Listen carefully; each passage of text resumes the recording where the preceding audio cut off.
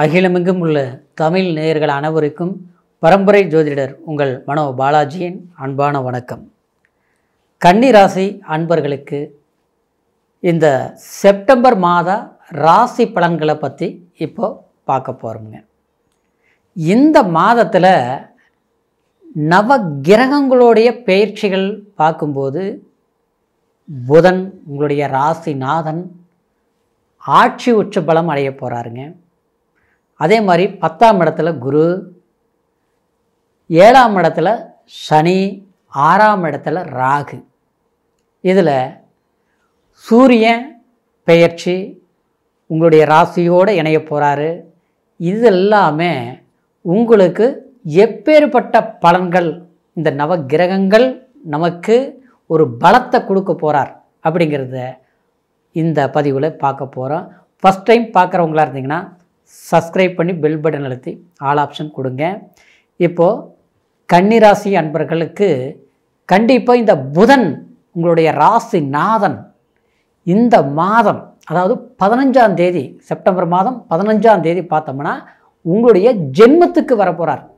ஏன்னா உங்களுக்கு புதன் 10ஆம் அதிபதியும் அதே மாதிரி ஜென்மாதிபதியும் விரயஸ்தானத்தில் இருந்தது அவ்வளோ சிறப்பில்லை. அப்போது நம்மளுடைய சிந்தனை, நம்மளுடைய புத்தி, அறிவு, ஆற்றல் இது எல்லாமே மக்கி போன மாதிரி இருக்கும். நீங்கள் பொறுப்பானவர்கள் தான், புத்திசாலிங்க தான், எது எப்படி செய்யணுங்கிறது யோசித்து முடிவெடுக்கக்கூடியவங்க தான், எல்லாரையும் நம்பக்கூடியவங்க கிடையாது, நம்பிட்டா உயிரே கொடுக்கக்கூடியவங்க, ஆனால் யாரையும் கஷ்டப்படுத்த தெரியாதவங்க. இப்படி இருந்தும் உழைப்புக்கு முக்கியத்துவம் கொடுக்குறவங்களாக இருந்தும் ஆனால் நம்மளுக்கு சாதகமான வாய்ப்புகள் எதுவுமே பயன்படுத்திக்க முடியல.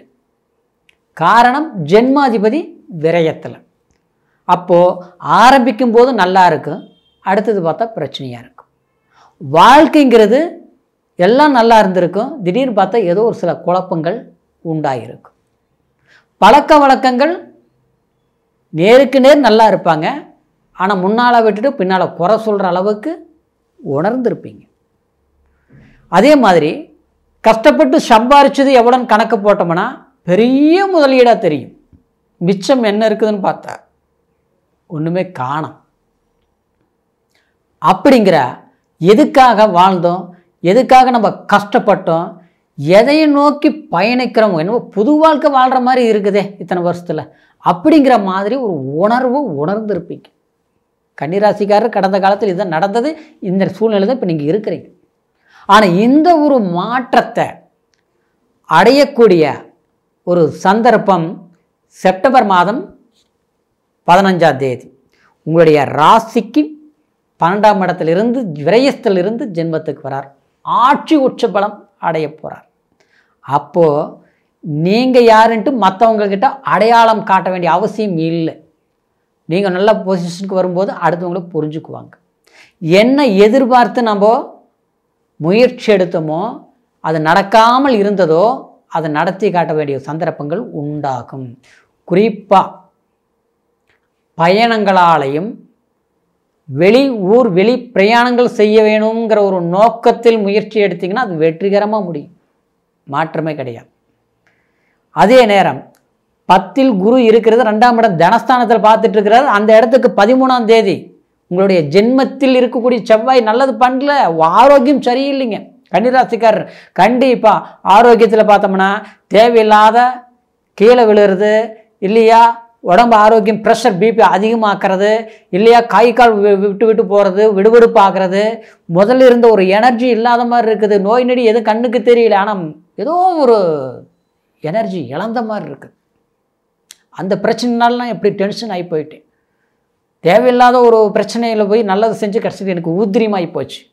இப்படி ஒரு சூழ்நிலைகள் எல்லாம் சந்திச்சிருப்பீங்க.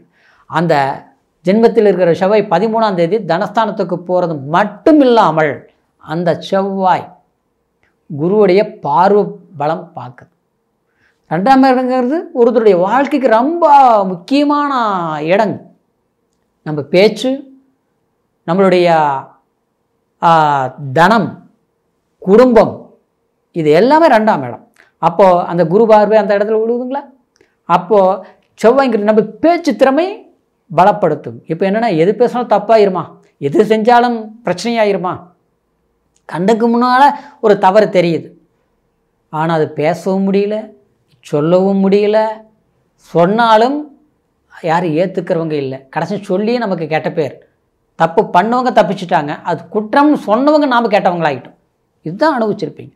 இதனால் சிலரில் பார்த்தோம்னா கடந்த காலம் வேலையே பறிபோகக்கூடிய ஒரு சந்தர்ப்பங்கள், சூழ்நிலைகள், புதிய வேலை தேடலாம்னாலும் அப்படியே கைக்கு வர்ற மாதிரி வருது, மறுபடியும் பார்த்தோம்னா விட்டு போயிடுது. First round okay, second round okay, third round போயிடுச்சு. இப்படி தான் போயிட்டுருக்குதுங்க. சரிங்களா? அதே மாதிரி கல்வி மாணவர்கள் படித்து கொண்டிருக்கிறவங்க கண்டிப்பாக கல்வியில் மந்தத்தை காட்டியிருக்கும். ஏன்னா கேது 12ஆம் இடத்துல சஞ்சாரம் பண்ணிட்டு இருக்கிறார். 11ஆம் லாபா உங்கள் ஜென்மாதிபதி விரையாதிபதி விரயத்திலேயே, அதாவது ஜென்மாதிபதியோட.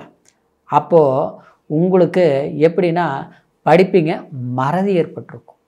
நம்ம எதிர்பார்ப்போம் அந்த கல்வி மதிப்பெண்கள் சற்று குறைவாக கிடைச்சிருக்கும். எதிர்பார்க்கக்கூடிய காலேஜ் சரியாக கிடைக்காமல் இருக்கிறது, கிடைச்சிருமாங்கிற பயத்தில் இருக்கிறது, அதுக்காக முயற்சி எடுத்துகிட்ருக்கிறது. இதுக்கெல்லாமே ஒரு முடிவு ஏற்படும். நினச்ச மாதிரி அமையும் சொல்ல வரேன். சரிங்களா? கஷ்டப்பட்டு அதுக்கான உண்டான முயற்சிகள் எடுத்து சாதகமாக முடியும். அப்படியே நம்ம நினச்ச மாதிரி இல்லைனாலும் கிடைச்சதில் மன நிறைவடையக்கூடிய சந்தர்ப்பங்கள் உண்டாகும். பரவாயில்ல, இது மோசம்னு நினச்சோம், அந்த படிப்பு படிக்கிற சந்தர்ப்பம் வந்தது.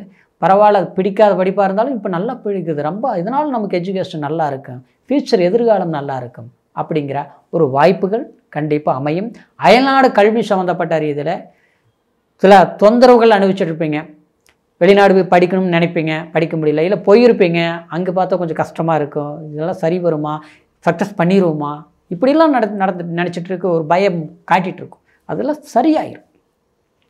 இன்னொன்று சொல்ல போனோம்னா 6ஆம் இடத்துல ராகு. சரிங்களா? 6இல் ராகு நிச்சயமாக யோகத்தை தான் கொடுக்கும், திடீர் லாபத்தை கொடுக்கும். ஏன்னா குரு பார்க்குது இல்லைங்களா 6ஆம் இடத்தை. அப்போது சில பிரச்சனைகள் இருக்கும், அந்த பிரச்சனைகள் தீர்ந்துடும்.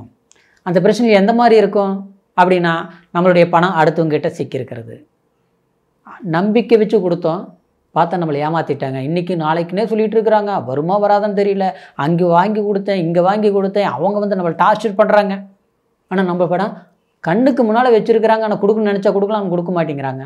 ஐயோ கடவுளே, இது எப்போ தான் இந்த பிரச்சனை முடியும்? இந்த மாதிரி பிரச்சனை சிலருக்கு பார்த்தோம்னா ஆரோக்கியத்திலேயே பிரச்சனையாக இருக்கும். அதாவது எதுவுமே தெரியல, எல்லாமே நல்லா இருக்குது, திடீர்னு பார்த்தோம்னா கை வலிக்கிறது, கால் வலிக்கிறது, அதாவது அந்த முதல்ல இருந்த அந்த எனர்ஜி சக்தி இல்லாத மாதிரி ஏதாவது பாதிப்புகள். இதை விட நோய், ஆரோக்கிய நோய் விட கடன் நோய் ஒவ்வொருத்தருக்கும் ஒவ்வொரு விதத்தில் செயல்படும். சரிங்களா? அது பிறவி ஜாதகத்தை பொறுத்து இந்த கோச்சார பலவீனம் அடையும் போது இந்த மாதிரி பிரச்சனைகள் வரும். சரிங்களா? கடன் பிரச்சனைகள், இதனால் வந்து ஐயோ நம்ம அவமானப்பட்டுருவோமா, திருப்பி கொடுக்க முடியுமா, நம்ம வார்த்தை பொய்யா போயிருமா, கௌரவமாக வாழ்ந்தவங்களுக்கு நமக்கு கண்ணியத்துக்கு ஏதாவது களங்கம் வந்துடுமா, பண நெருக்கடிகளாக இருக்குது, 10 பைசா வீட்டில் தங்க மாட்டேங்குது, எவ்வளோ வந்தாலும் 10ல், இந்த மாதிரி ஒரு சூழ்நிலைகள் எல்லாம் உருவாக முடியும். அந்த பிரச்சனைகளால் ஒரு தனம் ஓரளவுக்கு கைகூடி வரும். நிறைவான தனத்தை உருவாக்கக்கூடிய சந்தர்ப்பங்கள் உண்டாகும். ஒரு வேலை கிடைக்கிறது, சொந்தமாக ஒரு பிஸ்னஸ் பண்ணுறது, அந்த பிஸ்னஸ் சக்ஸஸ் ஆகிறது. சரிங்களா? அதுக்கு உண்டான முயற்சிகள் இந்த நேரத்தில் நம்ம எடுத்து அதை சாதகமாக பயன்படுத்தக்கூடிய ஒரு வாய்ப்புகளாக உண்டாகிறது. இதெல்லாம் கண்டிப்பாக கிடைக்கக்கூடிய ஒரு மாதமாக இருக்குமா. எல்லாத்தை விட சுக்கிரனும் உங்களுடைய ராசிக்கு 12ஆம் இடத்துல இருக்கக்கூடிய மன்னிக்கணும் 11ஆம் இடத்துல இருக்கக்கூடிய சுக்கிரன் 12ஆம் இடத்துக்கு பயிற்சி ஆக போகிறாருங்க. அதாவது இந்த 14ஆம் தேதி செப்டம்பர் மாதம். அப்போது தேவையான சுப செலவுகள் பண்ணுவீங்க. வீடு கட்டுறது, அப்புறம் வந்து வீட்டுக்கு தேவையான பொருட்கள் வாங்குறது, நகை வாங்குறது, இந்த மாதிரி அந்த கேதோடு இருக்கிறதுனால அது கொஞ்சம் யோசித்து பண்ணணும். தேவையா தேவையில்லையா, தேவைக்கு பண்ணலாம், தேவையில்லாததுக்கு பண்ணக்கூடாது.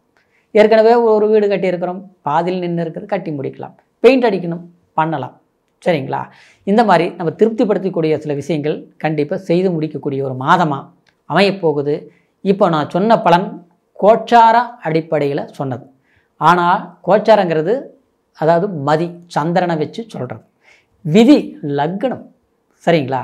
லக்னம் தான் நம்மளுடைய பிறவி ஜாதகம் முழுமையான பலன்களை நம்ம தெரிஞ்சுக்க முடியும்.